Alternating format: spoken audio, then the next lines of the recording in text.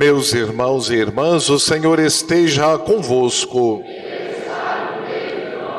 Proclamação do Evangelho de Jesus Cristo, segundo Mateus. A origem de Jesus Cristo foi assim.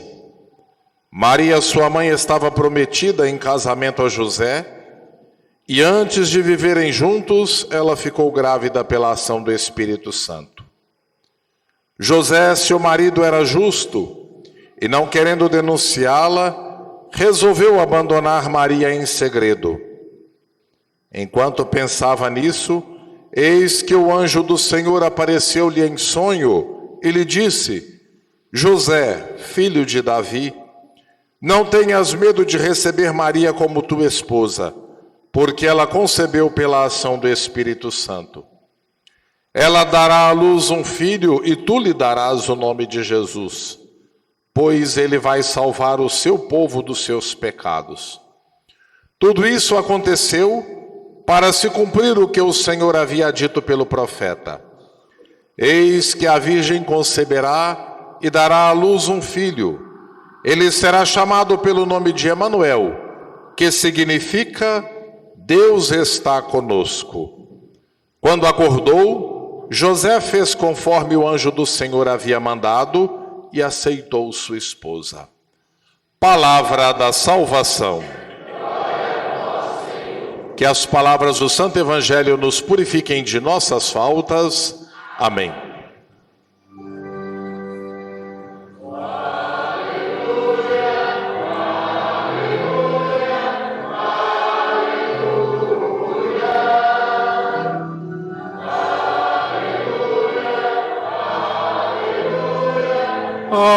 Aleluia!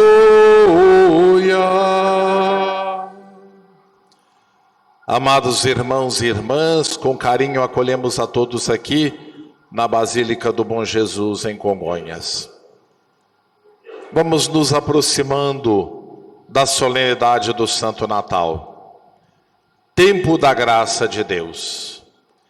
Tempo em que todos nós cristãos celebramos a segunda principal festa da nossa igreja, o mistério da encarnação de Deus. Ele que se faz um de nós, encarnando-se no seio da Virgem Maria, tornando-se um de nós, vindo até nós, Jesus, Deus se humaniza, e encarnando-se no seio da Virgem Maria, Ele deseja santificar, divinizar todo o ser humano, aproximarmos-nos dele. Amados irmãos e irmãs, para esta aproximação com Deus, a liturgia do tempo do Advento vai nos propondo um caminho. O primeiro, da vigilância. Estarmos sempre atentos. Qual caminho tomarmos? O que nos conduz à vida em Deus ou o que nos conduz à morte, do distanciamento de Deus? O caminho que nos leva ao pecado, às trevas, ou o caminho que nos conduz à graça de Deus, à sua luz? Éramos convidados no primeiro domingo do Advento a fazermos esta decisão, tomarmos esta decisão.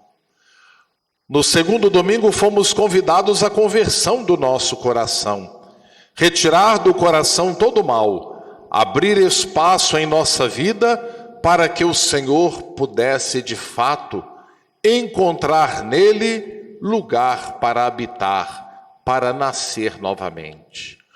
Ora, se libertamos o nosso coração do mal, temos sentido para nos alegrarmos. E a liturgia do terceiro domingo do Advento nos chama a vivermos esta alegria discreta, aguardando ansiosamente o Cristo que vem a nós. Hoje, meus irmãos, somos convidados a vivermos a esperança que vai marcar a presença constante do reinado de Deus entre nós. A esperança de um dia sermos merecedores da vida eterna deixando com que Cristo oriente nossa vida e habite em nosso coração. A esperança que nos conduz sempre a vivermos a justiça que Deus nos propõe. A esperança que nos faz viver de tal maneira que a justiça, o bem que fizermos, seja expressão do nosso coração, do amor verdadeiro de Deus. Desta forma, queridos irmãos e irmãs, neste quarto domingo, a liturgia nos coloca na iminência da vinda de Jesus ao mundo no mistério da encarnação. Ele veio uma primeira vez na pessoa de uma criança, na fragilidade humana. Ele continua vindo, presente em todos aqueles que são os pequenos deste mundo. Tudo o que fizerdes a um desses pequeninos, é a mim que o fazeis. E ele virá uma segunda vez no final dos tempos. Portanto, enquanto vivemos a expectativa de sua manifestação, somos chamados a praticar a justiça e viver o amor. Amados irmãos e irmãs, no Evangelho de hoje nós encontramos Mateus, que vai nos apresentar de maneira muito profunda e clara como foi a origem de Jesus Cristo. Ele diz: antes de coabitar com José, Maria ficou grávida pela ação do Espírito Santo. E o Evangelho nos mostra o exemplo de José. Diante da situação em que se encontra, o evangelista diz para nós que José era um homem justo. Um homem justo. Porém, se a justiça ela consistisse somente na observância estrita da lei, José não seria justo. Por quê? Porque a lei de Israel era muito clara. As escrituras do povo de Israel diziam que toda mulher adúltera deveria ser apedrejada até a morte. Ora, estando grávida antes de habitar com José, Maria poderia ser enquadrada em tal situação. Segundo a lei, José deveria denunciá-la e Maria ser apedrejada até a morte. O que o evangelista nos diz? Que José resolve abandonar Maria em segredo. Amados irmãos e irmãs, no coração de José fala mais alto a justiça de Deus, não a justiça dos homens. No coração de José prevalece a justiça do seu coração, do bem, do amor que ele tem por Maria, do carinho. Ele não quer o mal de Maria. Ao contrário, ele quer o bem de Maria. Ora, desejando o bem de Maria, em vez de denunciá-la, José resolve abandoná-la em segredo. Portanto, ele não age segundo a lei dos códigos, mas segundo a lei do coração.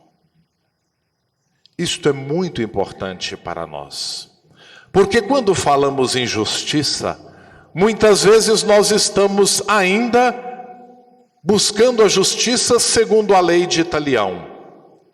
Olho por olho, dente por dente.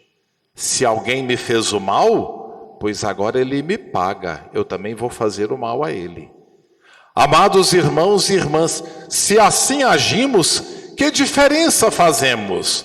Jesus já nos chama a atenção para isso.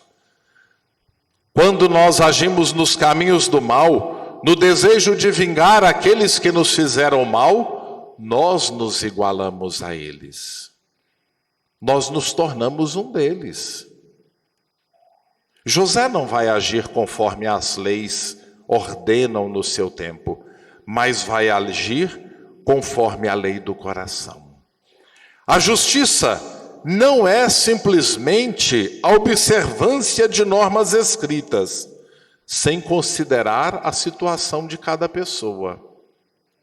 Muitas vezes nós queremos que a justiça seja feita sem considerar a situação do outro. Se nós estivéssemos no lugar do outro, talvez nós clamaríamos, pediríamos clemência àqueles que nos condenam. Mas como nós não nos colocamos no lugar do outro, nós às vezes condenamos as pessoas. Agimos de tal maneira que nos tornamos juízes injustos e decretamos penas para as pessoas. Na atualidade, meus irmãos e irmãs, nós vamos vendo crescer cada vez mais entre nós a ira e o desejo de as pessoas fazerem justiça com as próprias mãos.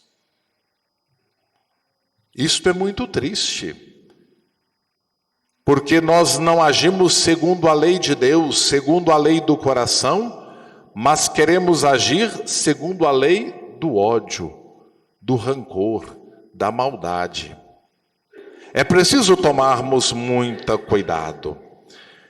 Quem é justo segundo a lei se detém no código escrito, mas quem é justo segundo o coração alcança a lei escrita na consciência.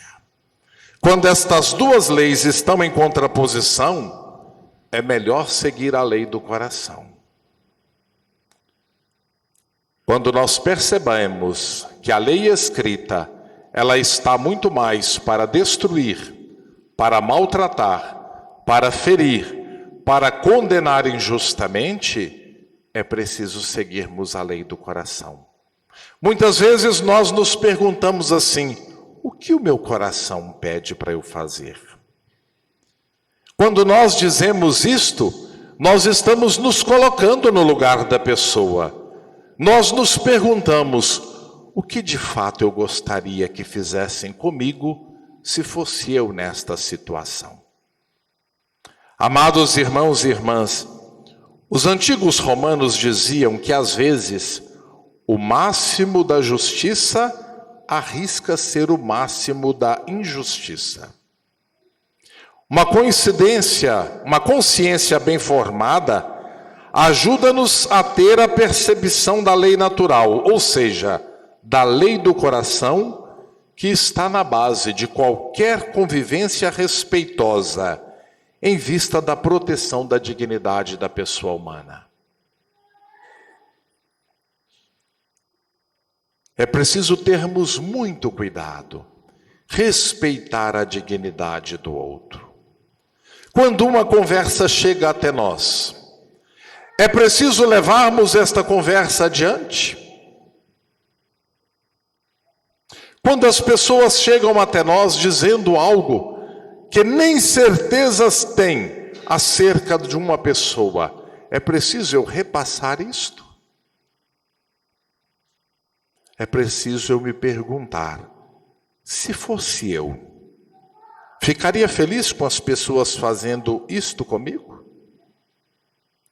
Quando nós olhamos para o outro que está abandonado pela rua, o que somos capazes de fazer por ele? Quando vemos um jovem perdido nos caminhos das drogas, dos vícios, o que nós fazemos por ele? Como família, como nós agimos com ele? Às vezes a nossa lei é a lei da opressão. Você não tem jeito mesmo.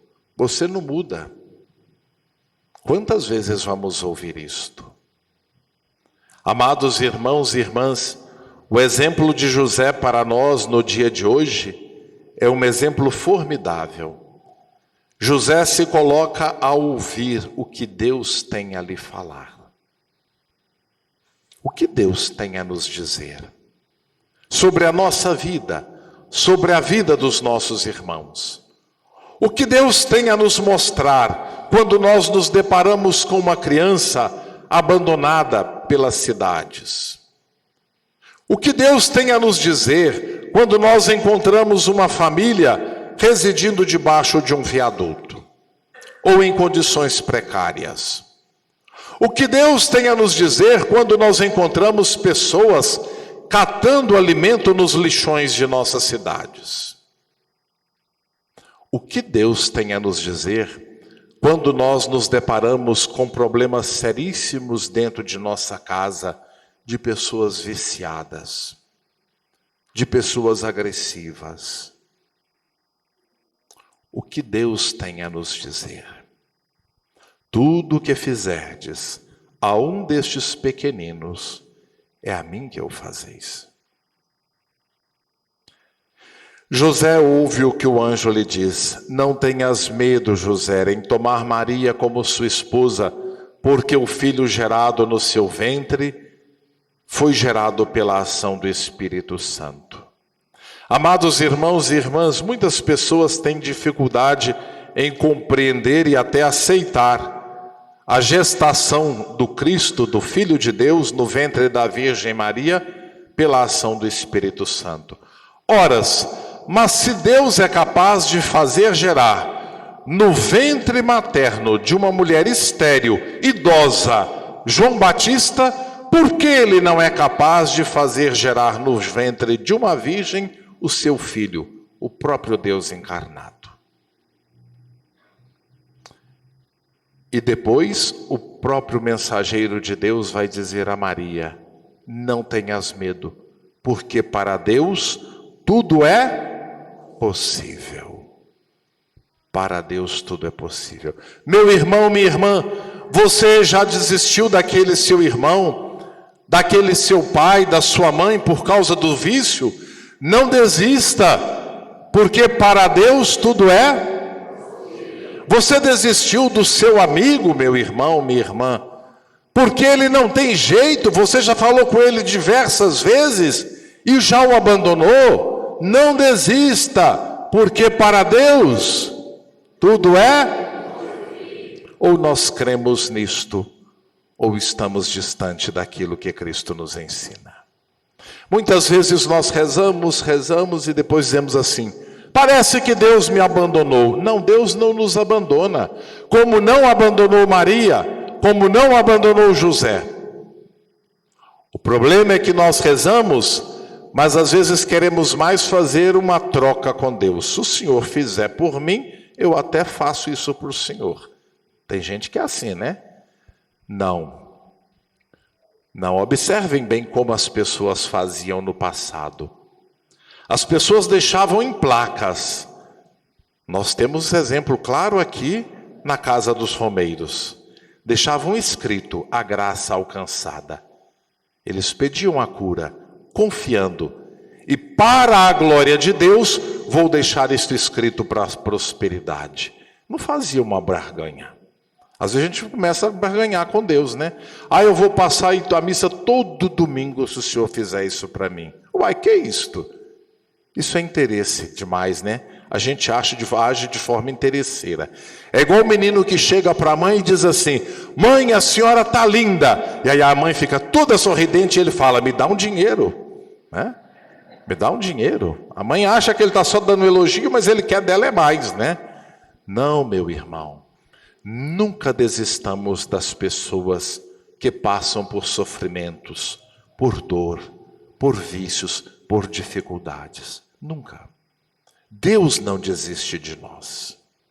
Amados irmãos e irmãs, se Deus fosse desistir de nós, sempre a gente canta com o salmista nas Ezequias: se levardes em conta nossas faltas, quem haverá de subsistir? Mas em vós se encontra o perdão. Eu vos temo, Senhor, e em vós espero. Que bonito isto, não é? Que profundo. A nossa esperança está em Deus. A nossa esperança está no bom Jesus. Ele não nos abandona nunca. Permanece ao nosso lado. E José acolhe a vontade de Deus em sua vida. Então, meus irmãos e irmãs, o que nós podemos pedir a Deus no dia de hoje? Que Ele nos ajude a imitar São José, no fazer prevalecer a lei do coração sobre a lei injusta. Na defesa da dignidade humana, testemunhemos nossa fé na encarnação do Filho de Deus, que, assumindo nossa humanidade, elevou-nos à dignidade de filhos de Deus. Que nós também possamos assumir uns a vida dos outros, não no desejo de destruir, não no desejo de falar mal, mas no desejo de vivermos sempre unidos como irmãos, porque todos somos filhos do mesmo Pai. Louvado seja nosso Senhor Jesus Cristo.